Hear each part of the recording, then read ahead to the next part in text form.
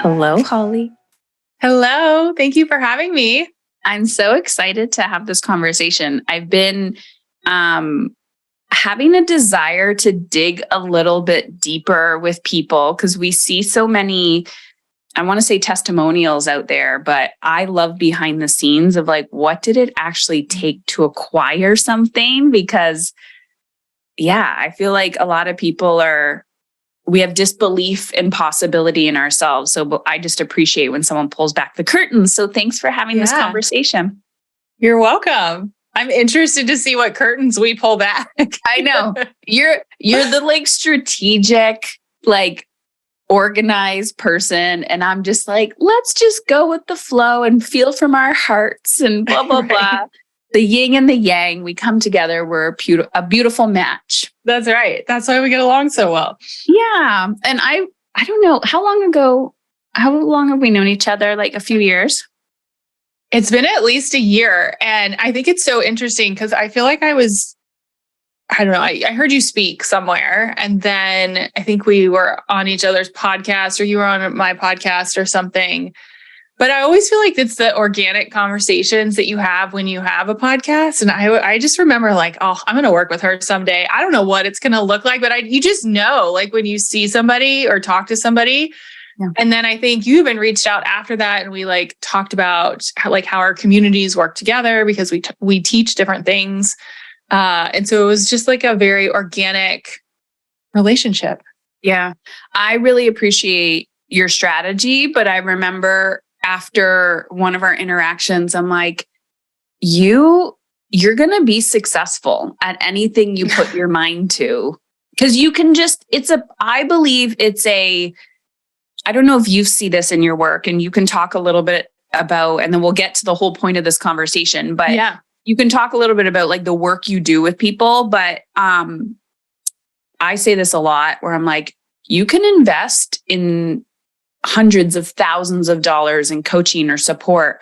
But if you're not willing to like show up and do the emotionally uncomfortable work, ask questions, pivot quickly, try things, like have those hard days, that's what really makes somebody successful. And you can't buy that. That's really in us, like the perseverance and the grit to keep going when you don't want to go anymore. I'm sure entrepreneurship I think so too. Has been that. Well, definitely a lot of grit. But I think so often when you do hire somebody, a lot of people expect them to bring everything. And so I always say like, it's a 50-50 or it's more like 20-80, right? 80-20. But when you hire somebody, the work is on you to do the thing. And I think that is something a lot of people miss sometimes. Yeah. When I first started, I had when I'm talking like 10 years ago and I hired my first, I'm saying coach, whether it was personal or professional, I had no idea what I was getting myself into. I was used to therapy or like that model of like, let's talk to somebody and then we'll come back, talk next week.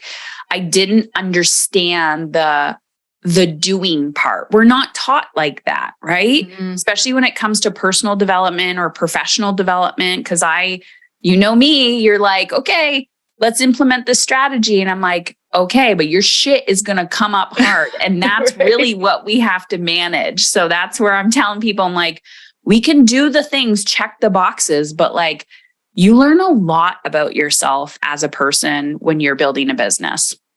Yeah, no, you learn so much. And I think the people that you hire end up bringing out other things that you just had no idea that were like buried behind. Like maybe it's not about selling, maybe it's confidence, or maybe it's like you're scared to fail because of like something that happened previously. But yeah, all of that comes up when you dig into the hard things. Yeah. I always tell people you don't need to go looking for your problems. The second you go after your dreams, they will all rise to the surface. So let's talk about that. We're having a conversation because you had $100K month of new revenue coming in.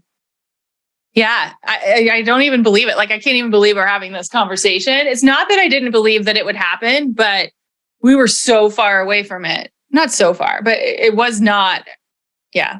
I mean, we were probably averaging 10 to 20K months average. I mean, maybe we had a 50 every once in a while, like from a fluke thing, but it was not, I was just like, I don't even know how this is going to work. And can we do it? And I think we did it in 6 weeks, maybe even 30 days, which is crazy. Yeah. You had a really good, solid foundation. Of course, you came in, we didn't build this from like the ground. Right. You had a business already, but a lot wasn't working, or there was just a lot of what I call like walls happening. And you're like, okay, there's another level coming. There's a new level, new devil. I can't see what I can't see. So let's talk about that. So we worked together one-on-one. We did an intensive, and the goal, what was your goal coming in? Because I don't think it was 100K a month. No, I always say for me, it's not the number. Like, yes, 100K is motivating, but it's not really motivating. Like what is motivating is being able to make that type of money, but not like grinding yourself into the ground. And for me, like I didn't know how to do that with what we had, but I also knew that we had, like you said, a really great base, and was really just trying to figure out how do I scale that where I'm not, you say it all the time, trading time for money. So how do I create something where it's not always my time? Because I left my corporate job like a year and a half ago. And the last thing that I want to do is spend 17 hours on a Zoom call. And so I was really looking for examples. And I always say, hire somebody that has the business model that you want. And so you have a similar business model to mine and similar lifestyle. And so I was like, okay, she did it. Like, teach me how to figure this out. Yeah. So what did you notice as we started working together? The difference, like what was the shift? What did you have to shift? I think of it, I'm going to say sales, but you do sales in a way that's not salesy. So I think for me, like I'm a really big strategy person. So we have strategies and funnels and product suite. Like that's my background. That is my like zone of genius. And I had all that mapped out.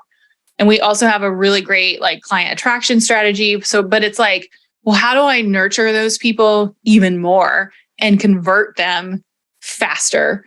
So eventually, yes, they would convert. But I think what you have taught me is how to have more organic conversations to convert people into customers. And I would say high ticket customers, right? Like we're not talking about $17 a month. We're talking about like $15,000 mastermind kind of customers. Yeah. And what I have noticed in myself, so the strategy and funnels is not my background. And strategy funnel, great. But I come from the social work therapy background. And so I can I understand human behavior. And so I never realized this before because I wasn't a business owner in my previous life, although I grew up around entrepreneurship. Psychology is sales, and people talk about empathy and compassion. And you've probably felt this too when you're being sold by somebody, I'm using air quotes, and you can tell they don't actually care, or they're just trying to close the sale. And sales is just being of service to other people. So talk about some of those shifts in your mindset or belief system when it comes to sales. Because I think a lot of women have beliefs around sales is gross, sales is like spammy. We trigger people when we're doing sales as well. Like I still trigger people because I'm calling them out. I'm asking them to make a decision. Like, are you in or are you out? Like, I'm not here to do any, like, take your money. I'm literally just want to know, are you in or are you out? Like, stop being wishy-washy. And I think also when we're working primarily with women, women got a lot of emotional baggage when it comes to investing in themselves and growing, their dreams and their business and all of that. So any belief system shifts that you've had? Yeah. Well, I mean, I think for me, like 25 years ago when I took a sales class in college, it was like, okay, go cold call. I mean, that's literally what we had to do was like cold call, whatever. Or you see these like post 17 times a day. And like, that's not the business model that I wanted. And so I think the belief system for me, I think that you shifted the most is that as a business owner, you really truly are selling every single day. But it's not the selling that we think of. It's not the like, come buy this for me. It's like, how can I help you? Putting yourself out there and educating. Like just before this call, we were talking about like some emails to send that were just, hey, how can I help you? Or here's 2 ways I can help you. So it's just like framing it differently. But like, even as we were working through it, I would like go through the process that we talked about. And I was like, I would get this like weird feeling in my stomach, like, I don't want to do this today. Right. Like, but you get used to just doing things a little bit differently. And I think I just had to reframe that in order to be successful in business, you have to sell, but you can sell differently, and you can sell in a way where you're helping and you're putting things out there consistently, where you're just having conversations with people and helping them. You can use all the funnels and all the other things to help you do that. But I think we really focused on those conversations. And a quick word from today's sponsor, AG1. I started drinking AG1 a few years ago when they reached out wanting to be a sponsor of this show. And I thought, I see this freaking product everywhere. So I said, yes, I'll try it. And I've been in love ever since. I like that my AG1 is delivered monthly, so I don't have to think about it. I also get the travel pack, so I don't have to miss a day when I'm not here. Plus, it tastes great. Sometimes you got to get used to it, but it definitely tastes great. I just mix it in with water, or I sneak it into the boys' smoothies, and I feel good knowing I've taken care of my health. So if you want to take ownership of your health, it starts with AG1. Try AG1 and get a free 1-year supply of vitamin D and 5 free travel packs with your first purchase. Go to drinkag1.com/EU. That's drinkag1, like the number 1.com/EU. Now back to the show.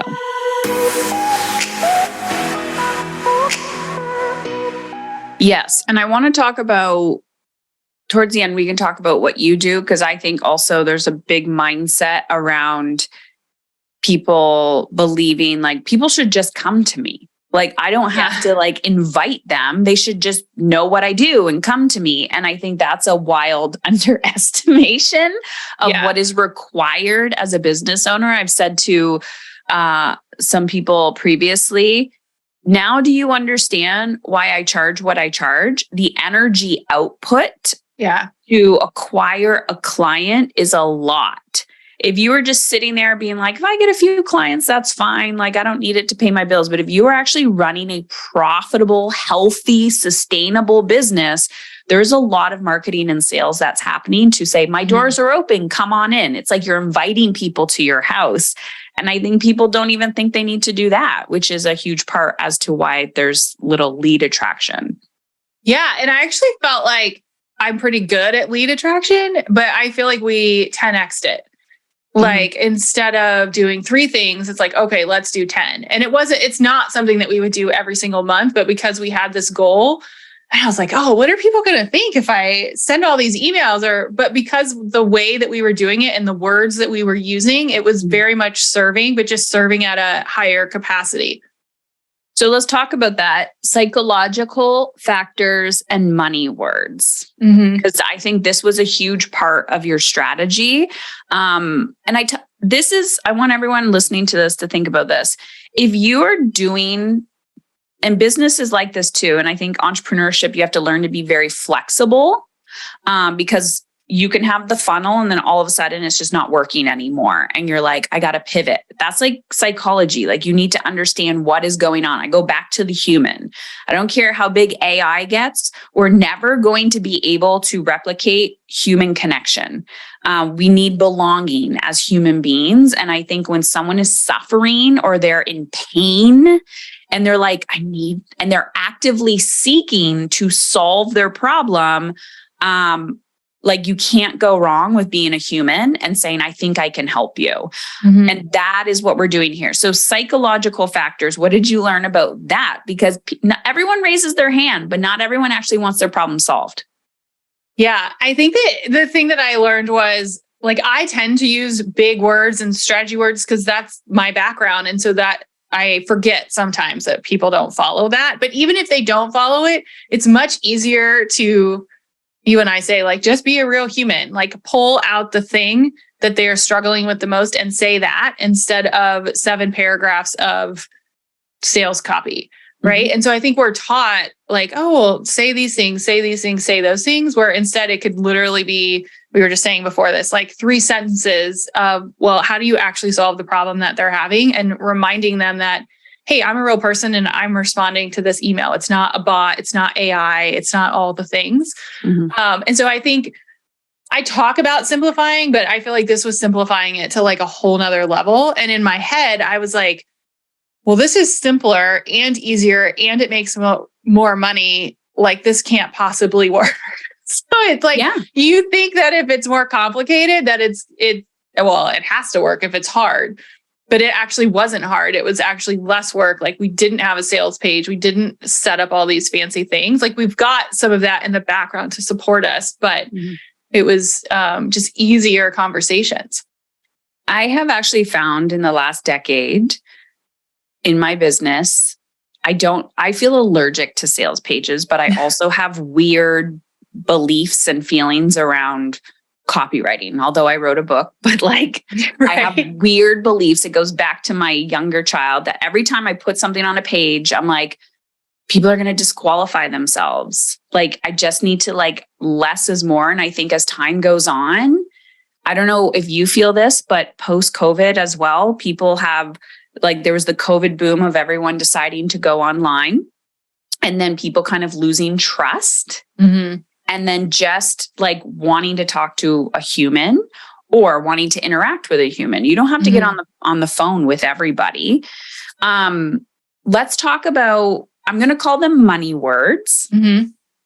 And because I think it's easy to overcomplicate, but if you had to describe like in a few words or phrases, your specific target audience, what are they struggling with?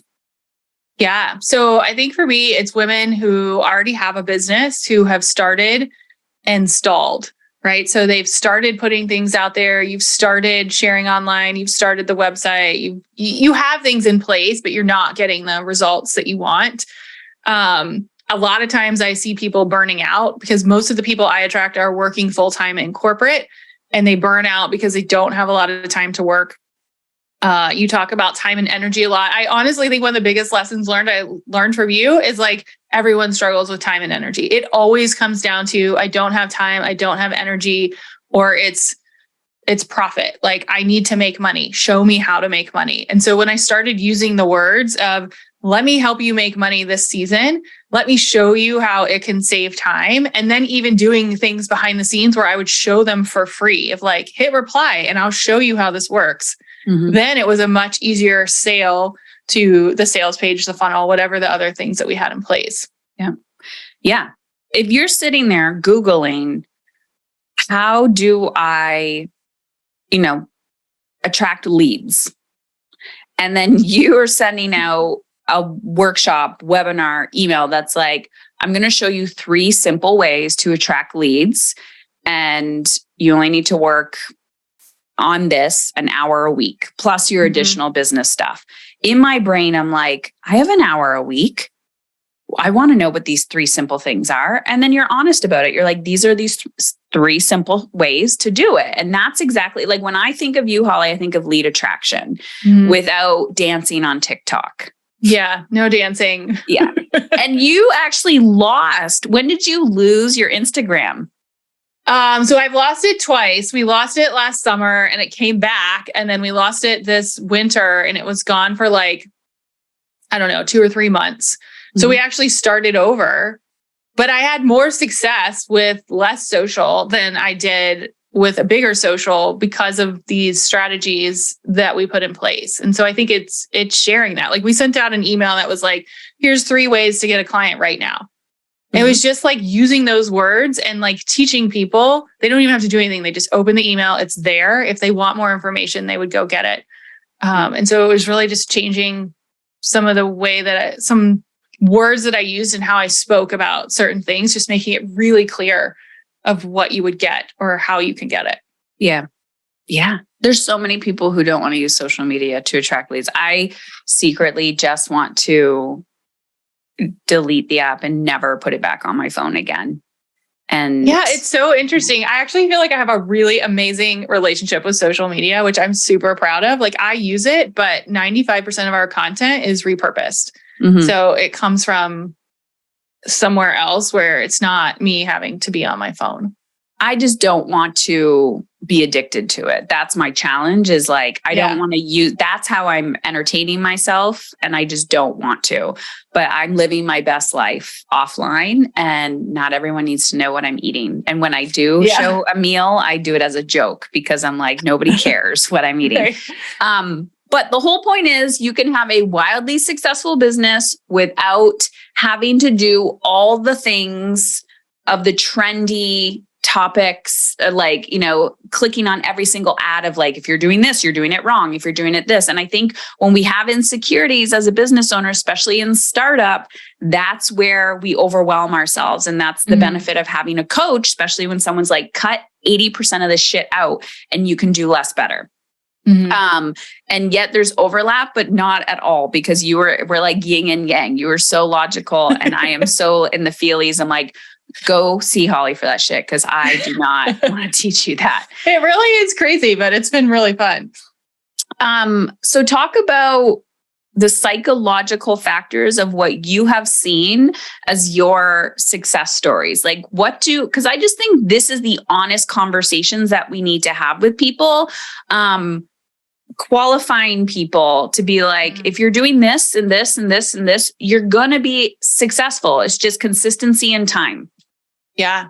One of my favorite quotes, and this is probably why we get along so well, is that consistency trumps talent. So I feel so, especially for me, because 90% of my business was built while I was working full time. I didn't have time to scroll social media or do all the other things, but I could be consistent. Like I could pitch a podcast every week. I could send an email every week. I could create whatever the thing is that I wanted to create. And some days, like to use your emotionally uncomfortable, like I don't want to do it. Like I don't want to send the email or get up and record the podcast. But the consistency of doing that is what has paid off. And so what I see in terms of psychological factors is people get really excited when I'm like, hey, pitch yourself to this many podcasts, or let's talk about a way how you can get in front of more audiences. And they do it for a week and then nothing happens. They're like, well, that's not working. And I was like, well, sometimes it takes 3 months. Sometimes it takes 6 months. And I wish that it was faster. I think we all wish that it was faster. But if you can be consistent, most of your competition is not going to be. So if you can be, you're automatically going to get ahead. And I think when I think about the 6 weeks that we worked together, I was like, okay, I just have to be so consistent in what Heather tells me. She tells me to do these things. I'm going to do them every single time. And I'm not going to question it. I'm not going to get in that comparison of, well, Sally's doing this, I should do this. Or someone else just posted 17 reels, I should do that. You have to stay kind of in your lane. Yeah, it's like having your plan, coming back to your plan, and then knowing when the plan is no longer working and you have to pivot it a little bit versus you're getting shiny object syndrome or you're comparing yourself to somebody else. And then knowing what you love doing as well. I think a lot of people are building businesses that are not aligned with how they actually want to work. And I'm a huge believer or fan of contrast as well. So when you are in a season of growth and that growth is very uncomfortable because you're like, I'm working more or not this, not this, not this. I'm like, that's great. It's showing you what is no longer sustainable and you just have to create a sustainable model. But you're going to have those periods of pressure and then expansion, pressure and expansion. And I think when we started working together, yes, you hit that, 100K month goal or wasn't even a goal, but you hit that. But there was a lot of energy output and you were learning lessons rapidly and very quickly. And then that way, when you go to your next level, you're like, okay, great. How can we make that the monthly minimum goal with buying back your time and your energy? And that takes time to learn and grow and do. And I think a lot of people think it's a set it and forget it model. Yeah, I think the interesting thing is like as we were going through it, because we had a plan that we were following, I would like write things down of like, okay, well, we just broke this. Like, we got to go fix this later. Or this isn't working. I need to talk to somebody about helping do this. But I wasn't trying to fix all of that at the same time. And we had conversations of like, just put it aside. You can come back to it later. And so now we're like slowly trying to figure out like, okay, now we've got this new plan in place. How do we fix the things that we broke and sort of streamline the process that got us 100K month? But you can't do it all at once. No. And I don't know about you, but what I've realized is like perfectionism is not welcome here. Yeah. So hard. Yeah. I've noticed like entrepreneurship, parenting, marriage, and then now that I'm stepping into like my physical and nutrition stuff, like trying to master this, that's like my area of like not insecurity, but I'm definitely not an expert there where it comes to the physical and nutrition. I said to my coach, my nutrition coach, I said, interesting. As soon as like shit goes out the window, yes, I can be consistent with the habits, but I still have perfectionism. And I'm like, okay, you see how we do one thing is how we do everything. So if you want to challenge yourself, just become a business owner. Right. Yeah. And I think the other thing is like, we did this like as life was still going on. So like for us, it was a super busy personal season. So like on paper, it didn't really make any sense, but in a way it kind of did, because there were certain things that I had, pretty strict boundaries around that I had to keep. Yeah. And I also think when you are in when you're in an up level, because that's what I believe you were in, you're like, okay, this is not working. This is not working. This is not working. I'm like, great. You are upgrading as a person, right? You are upgrading as a leader and as a business owner. Therefore, your target audience is going to shift, how you're communicating with them, how they want to receive information from you. And then also you get to inquire about your delivery of your services and be like, do I want to do this? How can I get better results for people by doing less or shifting how I'm working with people? But raising your standards is essentially what happens when we're like, your qualifiers for people get a little bit higher.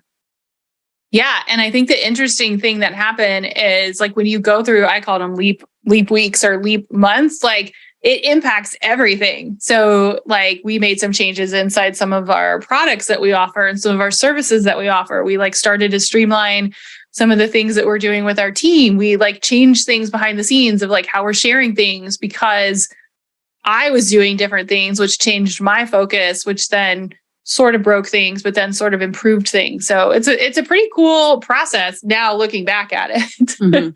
It's not fun. It's emotionally uncomfortable. Challenging. Yeah. So if you had to wrap it up and put it into a few bullet points, what would you say got you? Someone's like, okay, give me the Coles Notes or Cliff Note version of what got you to 100K month. What would you say that is? Yeah. So I think we flipped our business model. So I had a pretty extensive product suite already, and we flipped the business model to focus just on more like high ticket attraction. So we already had that in place, but we sort of focused the marketing and sales on that. And then I think the second thing was just talking about sales. Like, how do we attract more of these people who want to take this next step into our world? And what does that look like? Going back to the money words and the emails and just having conversations. Those are probably two of the biggest. I would say the third one is just more like emotional, of me just like checking in. Like you always say, how do you want to feel today? And so I'm like, okay, what do we have to do today? How do we want to feel today? And then it's like, if I could just do one thing today to help the person that I want to attract, what would that be? So how do I want to feel? And then what's the one thing that I can do today? Even if it's sending one email or planning one thing. And so for me, it was, yes, we had a bigger picture strategy, but like, how could I just do that every single day? So it was just consistent. And it still is, like, we're still executing the plan, but then that becomes the new level that you're working off of instead of what we were doing before. Yeah.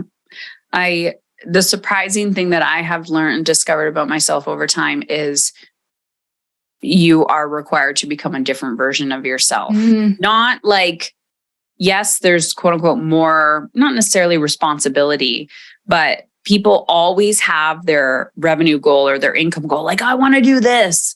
And it's like, if you can't manage $1, you're definitely not going to be able to manage $100K or $1 million. And so you're up leveling your receiving muscles. You're up leveling your money mindset. You're like, everything is up leveling inside of you. That is gonna, you have to understand the brain science behind it, because your brain is going to be like, what the actual fuck? So yeah, I mean, we said that a few times too. What? I said, we said that a few times too. Yes. I'm proud of you, Holly. Thank Kicking you. ass. So tell people where they can find you, what you're up to in general.